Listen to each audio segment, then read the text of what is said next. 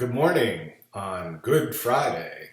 This is Rick R. Reed here, coming to you from Cathedral City, California.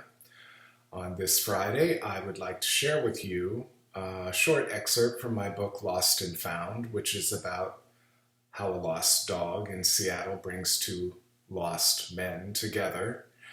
And it's available now from JMS Books and through the month of April to help you out with your sheltering at home. JMS Books and I have marked the book down to free. So look for the link in the text. Anyway, this excerpt is, I think it demonstrates that when somebody does something bad, it doesn't necessarily make them a bad person, especially if the selfish act was done out of love. Here we go. Hamburger had come into Mac's life 8 months ago in the middle of a downpour, in the very park where he'd now just met the guy he was sure was Hamburger's original owner. Hamburger, back then, had been emaciated, with his ribs and backbone sticking out through his drenched fur. He had a cut, scabby above one eye. No collar. He was whimpering and looked as though he was on his last legs. Mac shook his head, forcing the image out of his mind. It was just too painful to remember Hamburger like that. He had originally intended to simply drop him off at the Green Lake Animal Hospital, close to the park, over on Woodlawn Avenue, but the dog wouldn't, or couldn't, move. He plopped down at Mac's feet that gray, wintry day and refused to get up. Mac perceived it as the dog seeing something within him that he needed or wanted. Or maybe it was the half-eaten hamburger from Red Mill in Mac's hand. He held out a morsel of meat for the dog and he gobbled it up, then went right back to sitting where he was at Mac's feet, staring at him with those big brown eyes that just about broke Mac's heart. Mac gave him the rest of the burger, minus the buns and pickle, and even in his sorry state, the dog begged for more. It was then a name was born. Right away, he decided to take Hamburger home. It was a rash, impulsive, and totally in character move for Mac. He'd been taking in strays since he was a little boy, when he would tell his exasperated mother that some flea-bitten dog or cat had simply followed him home, as though he hadn't coaxed and begged for the critter to come along the whole way. Later, he took in stray men, but that was another story.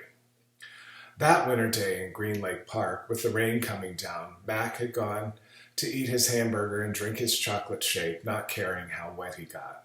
His latest stray, a guy named David who lived in Ballard, had just dumped him after only 2 dates. This was after telling Mac he was over his messy divorce. But once he'd gotten free of the woman, he suddenly decided he wanted to explore his options more and didn't want to be tied down with Mac so soon after getting out of a marriage. And that hadn't been Mac's only rejection during that depressing time. Mac shrugged, thinking back. Yeah, he'd been vulnerable that day Hamburger appeared to him. Before he could travel any further down memory lane, Dee, his landlady, reeled him back into the present. Mac had almost forgotten the tiny bird-like woman's presence at the kitchen table with him, sipping tea. "Are you going to tell me what's got you in such a state?" Mac looked across the kitchen's rough plank, hardwood floor at Hamburger, who had sprawled out, taking up much more room than Mac would have imagined a 25-pound dog could manage. But he looked so comfortable, so at home there spread out on the floor, as though he'd never known any place else as home. Sunlight slanted in through the windows above the kitchen sink, and Mac knew Hamburger was, as was his custom, catching a few rays. If there was even the tiniest sliver of sunlight anywhere, that dog could find it and lie down in it. "He's a good boy, isn't he?" Mac nodded toward Hamburger. He made eye contact with Dee. "Thanks for allowing me to have him here." Dee waved the thanks away. "Ah, He's brought a lot of life into this house, and yes, he's a very good boy. And so are you, Mac. Mac shook his head. Ah, Dee, if you only knew what I did today, you wouldn't say that. Dee took a sip of tea, set down her cup, and then cocked her head. What are you talking about? Is there a confession of murder on its way? Did you rob some poor old lady in the park? Indecently expose yourself? Dee snickered, snorting in the comical way she had when she laughed. Is there an election going on somewhere and you voted Republican? Because that, my boy, would be the worst of all. I'd have to evict you. She chuckled. Dee, I'm serious. She quickly wiped the smile off her face and then reached out to cover Mac's hand on the table with her own. Her eyebrows came together with concern. What is it? You can tell me. I may be an old lady, but I'm not judgmental. Mac let out a big sigh, the moment of truth. It was hard enough to admit to himself that he'd been such a shit, a heel, whatever else you wanted to call it, but to admit it to Dee, this nice old woman who'd lived in Seattle all her life, who, through the grace of God and a lucky ad on Craigslist 2 years ago, he'd ended up sharing a house with? Jokes aside, Mac wouldn't blame her if she did kick him out once he told her the truth. Now you're being a little extreme, Mac told himself. Just come out with it. See what she says. Not all old people are wise, as some think, but Dee is. Mac already knew what she would say, and he didn't want to hear it. Bad as his deception was this morning, Mac still wanted to cling to it. He had only to look over at Hamburger, snoring on the floor, to confirm it. Come on, young man. Spill it. Mac sighed once more. I met Hamburger's owner this morning at the park, quite by accident. Owner? You're Hamburger's owner. And when you go to work, I'm his owner, she laughed. Or at least that's the pretending he and I do when you're not around. Mac turned his hand upward beneath Dee's so their palms were touching. He gently squeezed. You're sweet. But you remember how I found Hamburger last year, just after Christmas? Dee nodded. Oh my, yes. He looked like he was at death's door. And my Lance, the smell of him. She shook her head. I wasn't about to let you bring him in this house until I saw that look of absolute despair on your face. There was no way I could do anything other than become an accessory after the fact. Max smiled. Remember that bath we gave him? Ha! He was slippery as an eel.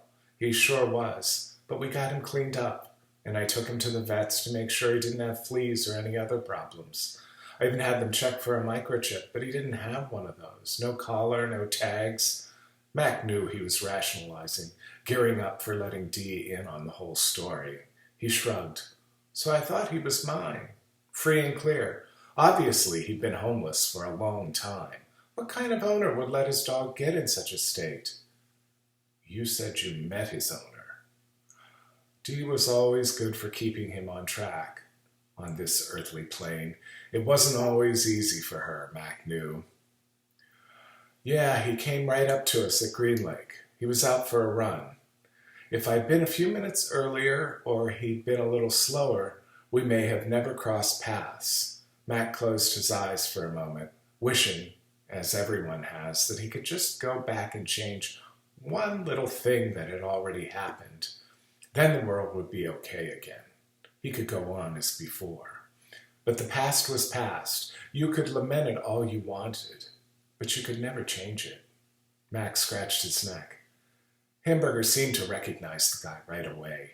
And when the man called him by the name Barley, I swear to you, Dee, that dog knew his name. Max shook his head. And it wasn't Hamburger.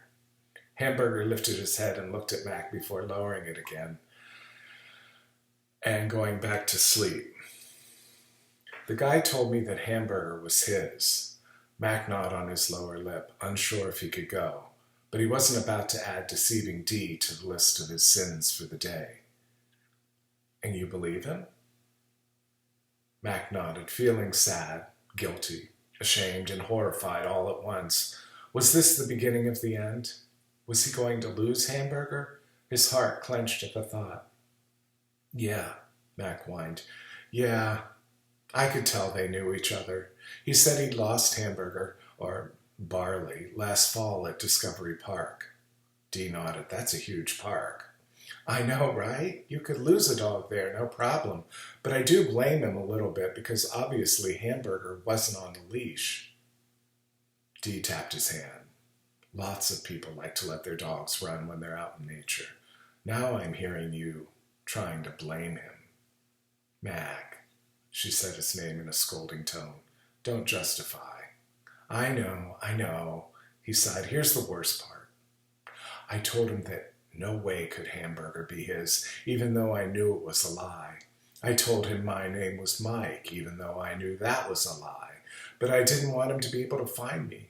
And like the big coward I am, as soon as I got rid of the guy who, I gotta tell you, Dee, looked like I'd just broken his heart, I ran out of that park so fast. Max stared at Dee, trying to read what she was thinking, but her face, with its dark eyes and wrinkles, was impassive. She didn't speak for several moments. Mac prepared himself for a scolding. He couldn't blame Dee. He deserved it and almost welcomed it. Then she said, I still don't think you're bad, Mac, even though you did a bad thing. She sipped her tea. Yes, you lied. You knew you could have made that man stay, but you were selfish. Max stared down at the floor. He looked up when he felt Dee's grip on his arm. But you lied and you were selfish out of love. I'm not excusing what you did, but I watched you resurrect that poor creature. I watched as the two of you began becoming family to each other. And I know how much you love Hamburger, and I know how much he loves you. She gave his arm a gentle squeeze. But did you think that maybe that man you encountered in the park today loves the dog just as much? Can you put yourself in his shoes? Dee had the wisdom to stop there. Mac realized he was fretting over the unbearable pain of losing his dog, yet he wasn't allowing himself to feel any empathy for Flynn. Flynn, who was most likely going through the same pain Mac anticipated, the same pain that caused Mac to be the less than honorable fellow he found himself being right now.